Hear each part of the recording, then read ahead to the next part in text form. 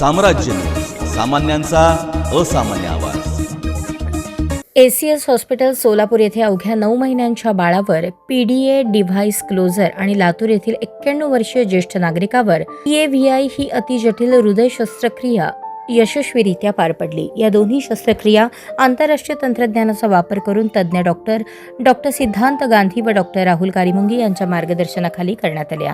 91 वर्षीय रुग्णाची हृदय झडप पायातील रक्तवाहिनी मार्गे बदलण्यात आली।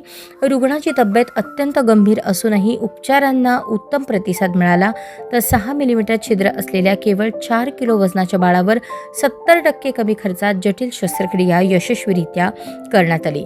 दरम्यान फ्युचर ऑफ कार्डियाक इंटरव्हेन्शन हे प्रगत हृदय उपचार तंत्रज्ञानाचे प्रदर्शन एसीएस हॉस्पिटलतर्फे भैया चौकात सुरू असून सोलापूरकरांनी भेट द्यावी असे आवाहन करण्यात आले आहे।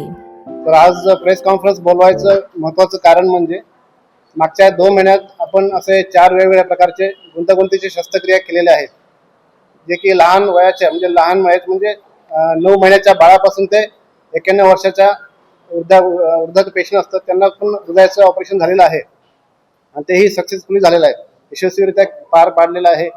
आणि त्या केसेस बद्दल तुम्हाला सांगण्यासाठी आज हे प्रेस कॉन्फरन्स बोलवलं गेलं आहे। तर आपण पहिला केस म्हणजे टावी, हे गायकवाड गांधी सर बोलतील आता, त्याच्याबद्दल थोडंसं माहिती द्या।